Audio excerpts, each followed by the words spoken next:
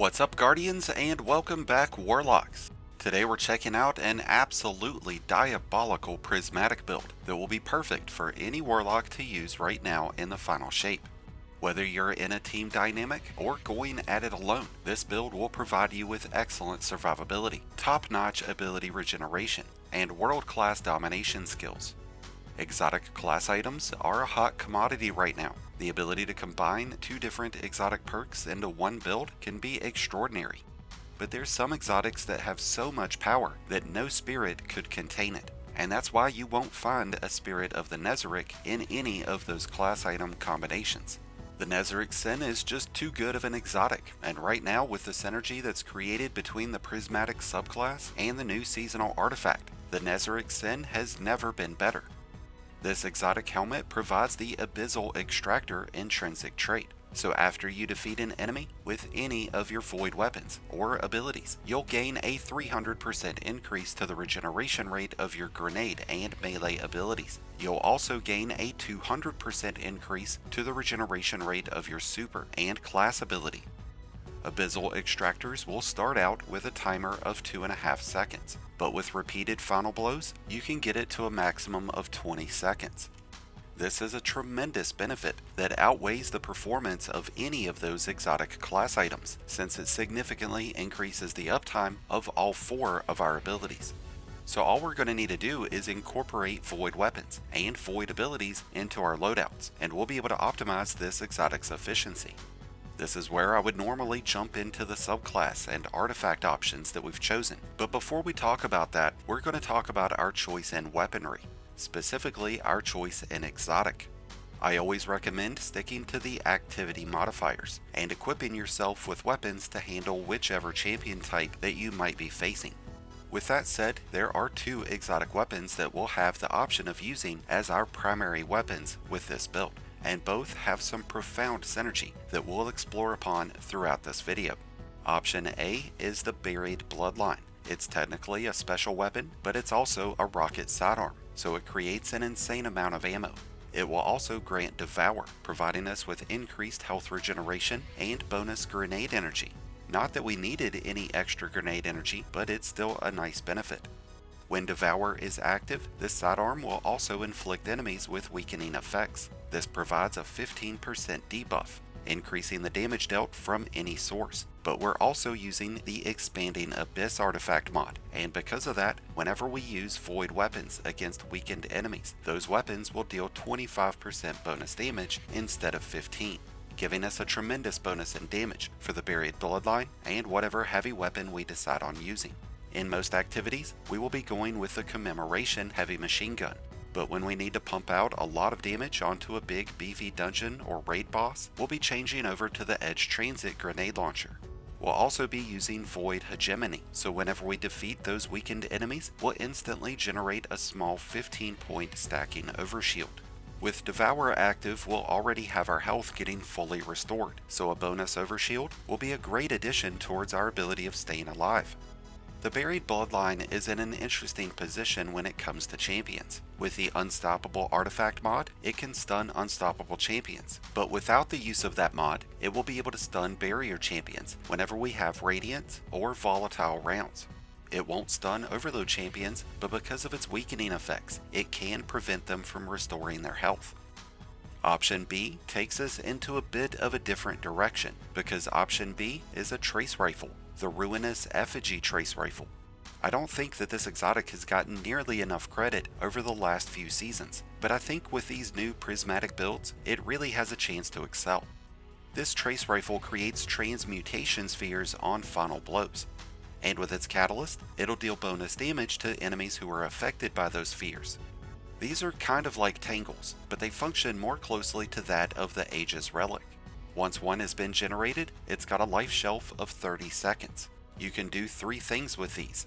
You can perform several light punches, which disorients enemies, dealing 300 points of base damage. You can also perform a heavy slam attack, which destroys the sphere in the process, but it suppresses nearby enemies, and it deals 1500 points of base damage. This will also stun overload champions. The last thing that you can do is put up a shield. This creates a big bubble around you, and it'll drain the energy from any enemy caught within it. And it gives that energy to you, restoring 5 points of health each time an enemy takes damage. Enemies will instantly become disoriented whenever stepping inside the bubble, and while the bubble is up, you'll gain an 80% damage resistance bonus, greatly improving your ability to stay alive. I find it best to create the bubble first, get enemies disoriented, get that health restoration going, and then follow that up with a heavy slam attack. Any enemies still standing will be disoriented and suppressed and will take 30% bonus damage from the Ruinous Effigy, allowing us to instantly create another transmutation sphere. With volatile rounds or radiance, the Ruinous Effigy would be able to pierce barrier shields, and with radiance it would have a 20% increase in damage. But this weapon already has the ability to stun overloads, making this a very formidable option to use at any level of content. Whether we're using the Ruinous Effigy or the Buried Bloodline, we're going to be using Ammo Finder mods and the Special Ammo Finisher mod. This way we can ensure that we always have available ammo with either weapon.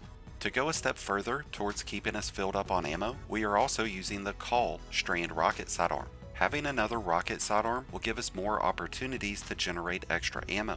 And with Lead from Gold, we'll be able to get special ammo every time we pick up a heavy brick. So there's option A and option B. Like I said before, both of these weapons have a ton of great synergy, and we'll be talking more about that here soon. But to those who might not have either of these, or to those who just don't feel comfortable using special weapons as primary, then I would recommend using Lumen Arc, Leviathan's Breath, or the Graviton Lance instead. So now that we've addressed the weapons that we'll be using to optimize the use of the NEZAREC'S, let's talk about this prismatic subclass and the rest of those artifact mods. We start with Feed the Void, and this is going to grant us with Devour whenever we defeat an enemy with an ability. Once Devour is active, each final blow will extend its timer, granting us full health restoration whenever we defeat an enemy, and as much as 20% additional grenade energy off of each final blow, and this will stack on top of the bonus that NEZAREC'S provides. With all the extra regeneration that we'll have towards the rest of our abilities, we'll be able to consistently trigger one of my favorite prismatic abilities, and that's Lightning Surge. And with Arcane Needles as our melee option, we'll be able to perform a ton of these, with each of them causing targets to jolt, giving us another option towards stunning overload champions. Even though the majority of our melees will be dedicated towards these lightning surges, we will still be able to strike enemies with Arcane Needles to trigger unraveling effects. And since we'll have such amazing uptime of our abilities, we could strike an enemy with an Arcane Needle before performing our Lightning Surge. The combination of Ruinous Effigy with the Lightning Surge is pretty incredible, because you can get enemies suppressed with that Transmutation Sphere just before you perform that sick Lightning Surge. Or you could perform a Lightning Surge and then grab one of those spheres, so you can instantly trigger that 80% damage resistance, while disorienting all those enemies that are still standing, and finishing them off with that heavy slam attack. Since NEZAREC'S does rely on void weapons and abilities to stay active, we have chosen to go with Vortex grenades. So between our weapons, our grenades, and our transmutation spheres, we'll be able to keep Abyssal Extractors active almost indefinitely. When it comes to our jump and class ability options, we've taken an interesting approach to things by going with Blink and Phoenix Dive. Now, I wouldn't recommend using this if you're still learning the game or if there's a lot of jumping puzzles. This adds some extremely unique gameplay potential, but it has a learning curve.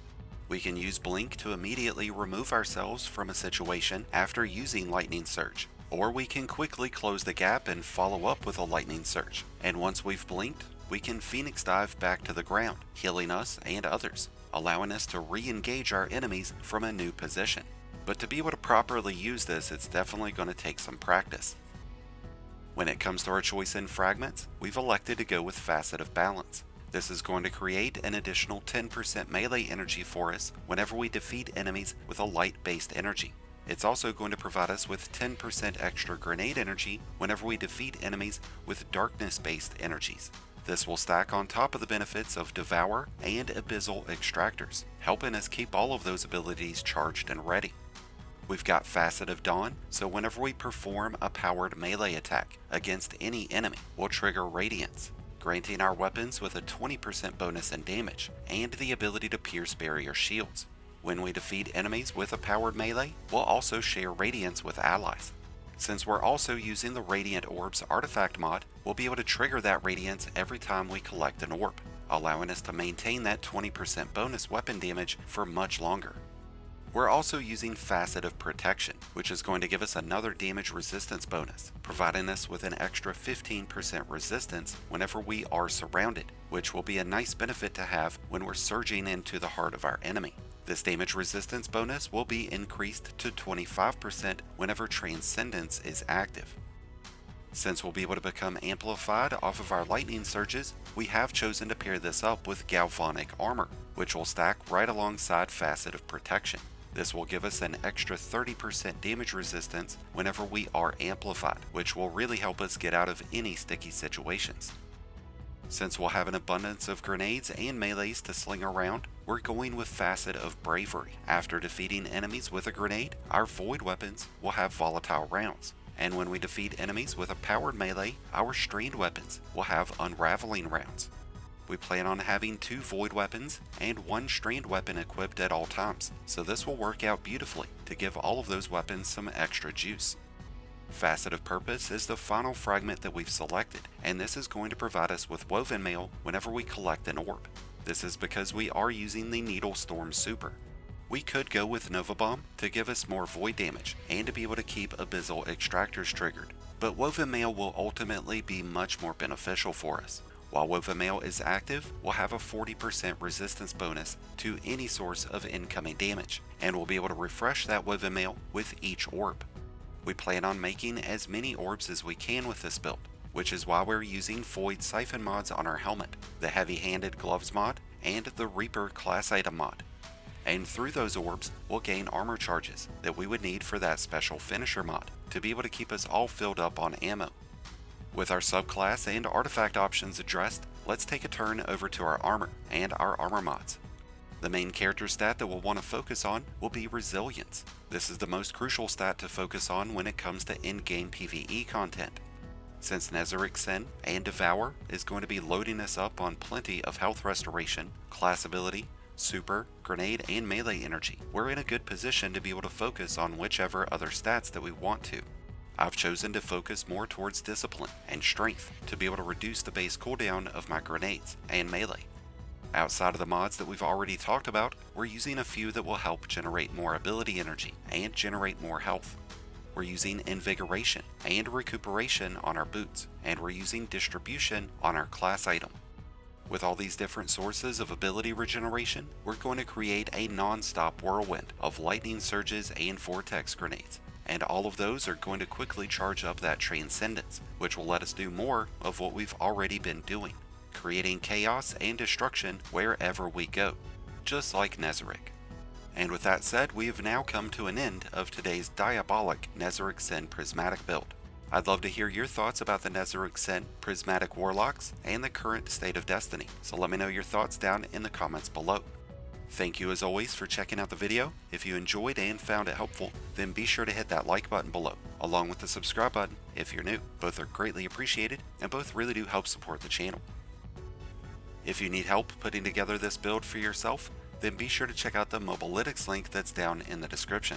And while you're there, you'll be able to find a ton of other builds for Warlocks and Titans. If you're a new Light Guardian, just starting your journey, or a battle-hardened veteran, just looking for a new home, then be sure to check out the Discord link that's also down in the description and join one of the greatest communities in all of Destiny. And until next time, Guardians, this has been Profane, wishing you all some happy hunting.